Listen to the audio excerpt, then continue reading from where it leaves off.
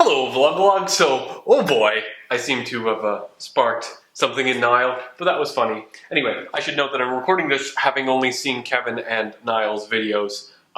Luke was unable to make a video this week. He will be back next week as usual.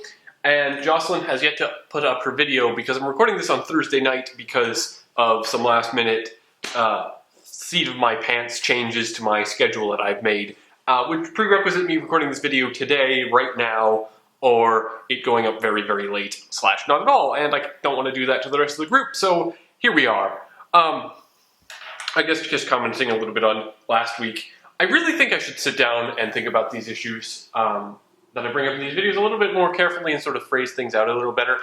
I will admit that I'm still transitioning in from, just saying whatever the heck that comes to the top of my head in response to Kevin, to just saying whatever happens to be on the top of my head on an issue that I really haven't thought about more than like 30 seconds on my walk home from work.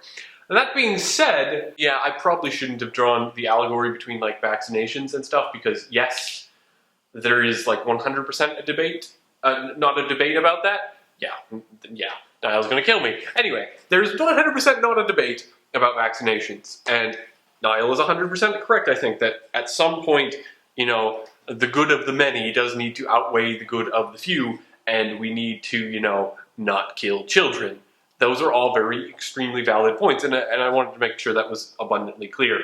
Probably wasn't the best connection to draw. It was the first one that popped in my head, and it kind of like was something I was wondering about, and after a small amount of thought, probably shouldn't have drawn that line, and I apologize. Anyway, all that being said, let's move on to this week's topic. I'm going to try to get this done relatively quickly. So, as of today, when you're watching this video, if you watch it the day it comes out, the Apple Watch has launched, at least in the United States, and I believe in the UK as well.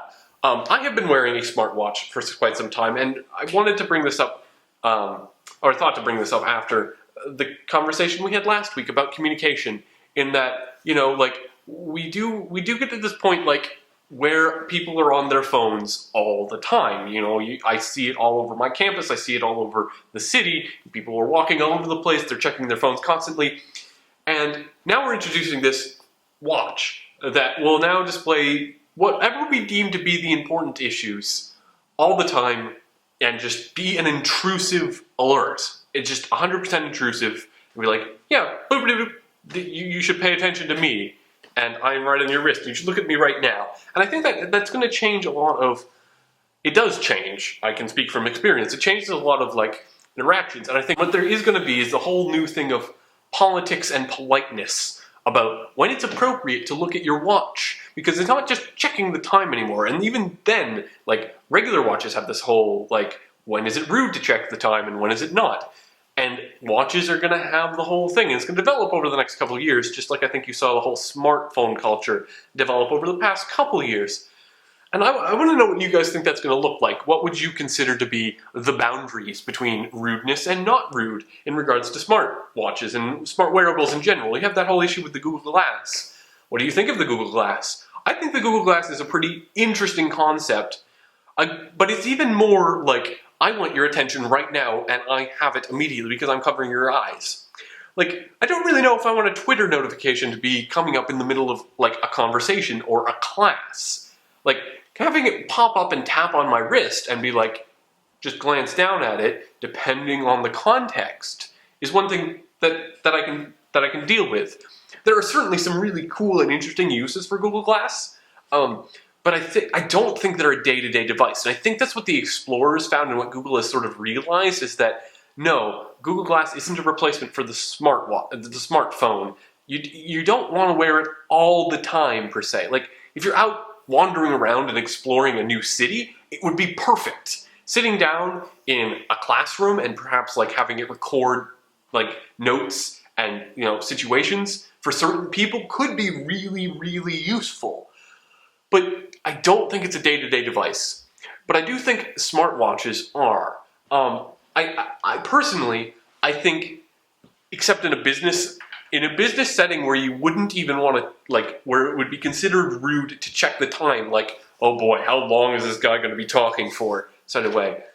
As long as you can look at your regular watch, I kind of think it's okay for you to look at your smartwatch. Checking like your latest Twitter notification or your latest like subject line of your email to see if there's anything really important going on isn't really that much different than time, because when you check the time, you're just checking to see, you know, do I have anything important that I need to be getting to? Just like you have your schedule memorized, I need to be over here at this point. Do I have to leave now? Would be what you're checking for. Checking your Twitter or email notifications be like, do I have to leave now to handle this? Yes or no? And I don't really think they're that much different. So I don't really know if there is going to be a new social paradigm around it. Maybe there will be. Maybe everyone else thinks completely differently than I do. But that's what I want to talk about this week. And I will see you next week.